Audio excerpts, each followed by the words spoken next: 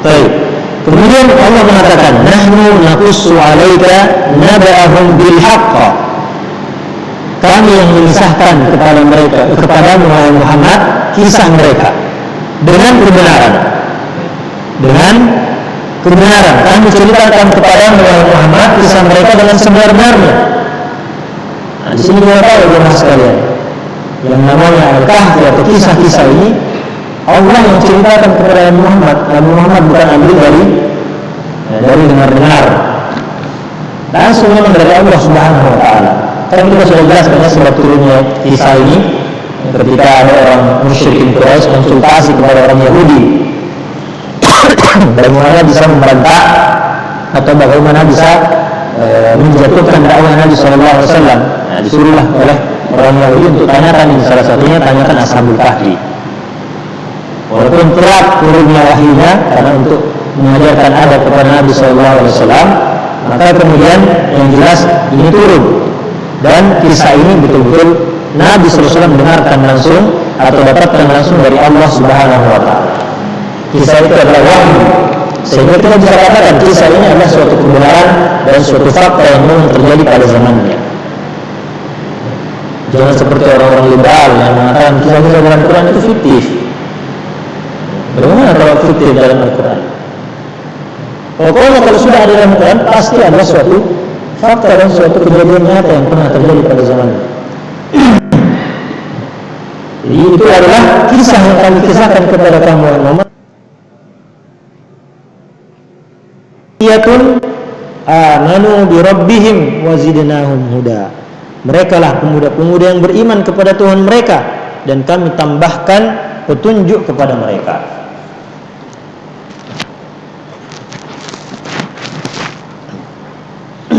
Mereka adalah pemuda. Mereka adalah pemuda-pemuda amanu yang beriman kepada Rabb mereka. Wa zidnahum huda. Maka kami tambahkan kepada mereka, kami tambahkan untuk mereka petunjuk, huda.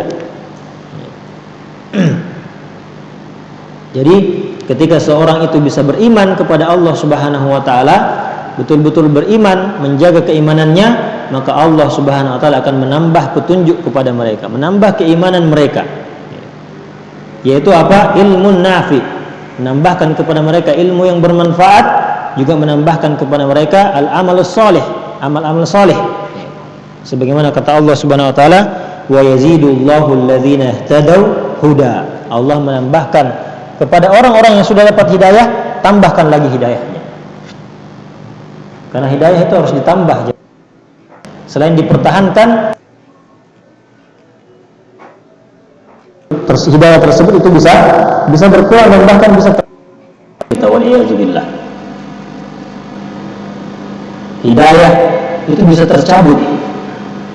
Kita yang sekarang mungkin menikmati keimanan, tidak ada jaminan bahwa kita akan seperti ini terus sampai kita meninggal.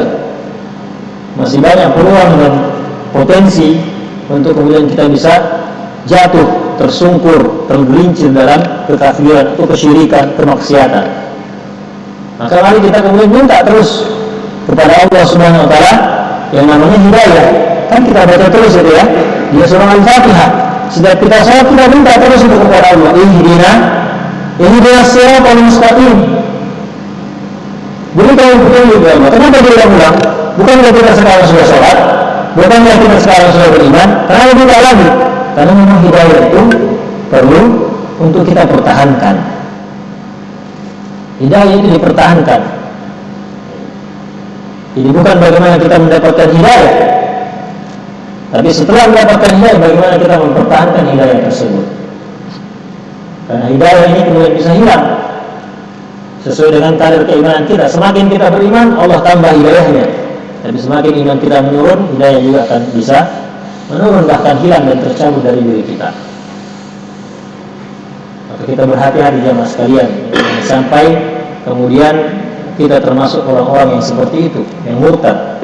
Banyak kisah-kisah yang kemudian menjelaskan hal ini. Ada muadzin yang di zaman-zaman dulu, ada para mujahid yang karena wanita jadinya murtad, dan seterusnya. Nah, di sini kita perlu bagaimana kita menjaga hidayah tersebut. hidayah yang sudah diberikan oleh Allah Subhanahu wa taala kita jaga dengan baik, jangan sampai tercabut, supaya kita kemudian bisa masuk dalam golongan apa? Orang-orang yang sebagaimana kata Allah, ya ayyuhalladzina amanu taqullaha haqqa tuqatih, bertakwalah kepada Allah dengan sebenarnya takwa, wa la tamutunna illa wa antum muslimun, jangan kalian mati meninggalkan dunia ini kecuali dalam keadaan beriman. Innamal a'malu bil khawatim, amal itu dilihat dari akhirnya. Maka semoga jemaah sekalian yang semoga dirahmati Allah Subhanahu wa taala, kita kemudian bisa terus mempertahankan hidayah ini. Kita terus bisa kemudian beriman kepada Allah, tetap hidup dalam ketaatan kepada Allah Subhanahu wa taala sampai akhir hayat kita. Semoga kita dijauhkan dari yang namanya murtad, jauhkan dari yang namanya tergelincir kepada kesyirikan, kesesatan, agar supaya kita menjadi orang yang berbahagia di dunia dan di akhirat. Nah, inilah pemuda-pemuda itu jemaah sekalian. Ini menjadi spesial. Kita sudah sebutkan kenapa pemuda menjadi spesial. Pemuda yang tumbuh dalam ketaatan kepada Allah menjadi spesial. Spesial daripada orang yang sudah tua. Ya. Tapi yang tua jangan minder. Ya. Jangan minder. Sebagaimana kita katakan ya, manfaatkan umur yang tersisa. Sebagaimana kata Fudail bin Iyad, ittaqullaha fima tabaqa yaghfirullahu laka ma madha. Bertakwalah kepada Allah di umur kalian yang tersisa, maka Allah akan mengampuni dosa kalian yang telah berlalu. Bahkan ketika kita bertobat dengan sebenarnya tobat, maka apa? Allah SWT mengatakan, illal ladzina aw illa man taba wa amana wa amila sholihan fa ulaika alladzina yubaddilullahu sayyi'atihim hasanat. Kecuali orang yang bertobat, beriman dan beramal saleh dengan sebenarnya tobat, maka mereka itulah orang-orang yang Allah ganti keburukan-keburukannya dengan kebaikan. Bayangkan mungkin pada waktu muda kita ini maksiat terus, dan kemudian setelah itu kita bertobat kepada Allah Subhanahu wa taala, semua catatan keburukan kita yang ada di catatan kita itu kemudian diganti menjadi nilai plus, menjadi amal-amal saleh. Jadi di akhir akhirat kemudian nanti ada orang yang menerima amal catatannya, dia buka amal catatannya, semuanya rapor merah, semuanya catatan negatif. Tapi kemudian karena dia punya tobat, sebagaimana disebutkan dalam hadis, ketika dia buka kembali catatan merah tersebut menjadi apa? Menjadi nilai plus, menjadi amal-amal saleh. Bukan hanya dihapus dia mas kalian. Ya, kalau dihapus itu kan cuma menjadi kosong berarti, ya kan? Tapi bukan hanya dihapus, tapi diganti menjadi amal-amal yang saleh. Betapa besar rahmat Allah Subhanahu wa taala. Baik.